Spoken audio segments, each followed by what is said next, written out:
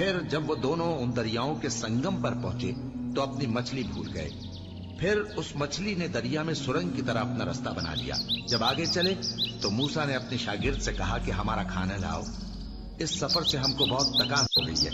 اس نے کہا کہ بھلا آپ نے دیکھا کہ جب ہم نے اس چٹان کے پاس آرام کیا تھا تو میں مچھلی وہیں بھول گیا، اور مجھے آپ سے اس کا ذکر کرنا شیطان نے بھلا دیا، اور اس مچھلی نے عجیب طرح سے دریا میں اپنا رستہ بنایا۔ موسیٰ نے کہا یہی تو وہ مقام ہے جسے ہم تلاش کرتے تھے۔ تو وہ اپنے پاؤں کے نشان دیکھتے دیکھتے لوٹ گئے۔ وہاں انہوں نے ہمارے بندوں میں سے ایک بندہ دیکھا جس کو ہم نے اپنے ہاتھ سے رحمت خاص سے نوازا تھا اور اپنے پاس سے ایک خاص علم بخشا تھا۔ موسیٰ نے ان سے جن کا نام خضر تھا کہا کہ جو علم اللہ کی طرف سے آپ کو سکھایا گیا ہے، اگر آپ اس میں سے مجھے کچھ بھلائی کی باتیں سکھائیں تو میں آپ کے ساتھ رہوں۔ خضر نے کہا کہ تم میرے ساتھ رہ کر صبر نہیں کر سکو گے، اور جس بات کی تمہیں خبر ہی نہیں اس پر صبر کر بھی کیسے سکتے ہو؟ موسیٰ نے کہا اللہ نے چاہا تو آپ مجھے ثابت پائیے گا، اور میں آپ کے ارشاد کے خلاف نہیں کروں گا۔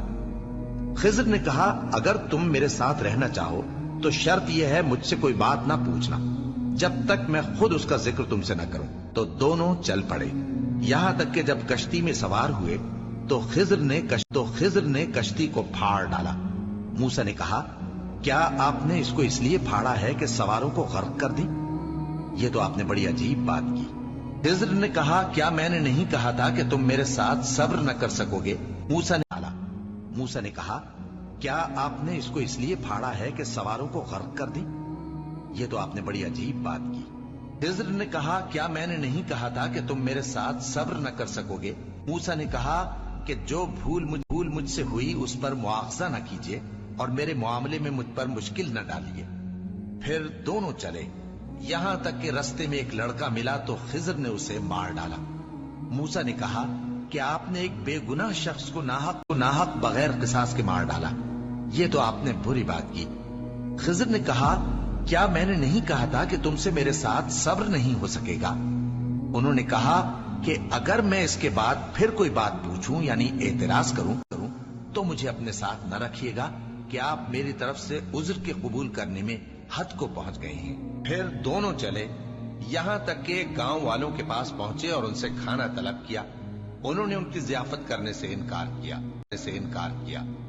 پھر انہوں نے وہاں ایک دیوار دیکھی جو گرا چاہتی تھی تو خضر نے اس کو سیدھا کر دیا۔ موسیٰ نے کہا کہ اگر آپ چاہتے تو ان سے اس کا معاوضہ لے لیتے تاکہ کھانے کا کام چلتا۔ خضر نے کہا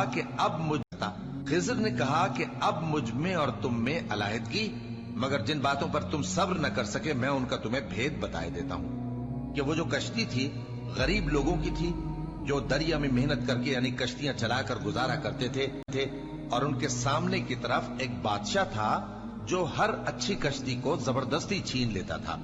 تو میں نے چاہا کہ اسے عیبدار کر دوں تاکہ وہ اسے غصب نہ کر سکے، اور وہ جو لڑکا تھا اس کے ماں باپ دونوں مومن تھے۔ ہمیں اندیشہ ہوا کہ وہ بڑا ہو کر بد کردار ہوگا تو کہیں ان کو سرکشی اور کفر میں نہ پھنسا دے، تو ہم نے چاہا کہ ان کا پروردگار اس کی جگہ ان کو اور بچہ عطا فرمائے جو اخلاقی پاکیزگی میں بہتر اور محبت میں زیادہ قریب ہو۔ اور وہ جو دیوار تھی سو 2 یتیم لڑکوں کی تھی جو شہر میں رہتے تھے، اور اس کے نیچے ان کا خزانہ دفن تھا، اور ان کا باپ ایک نیک آدمی تھا۔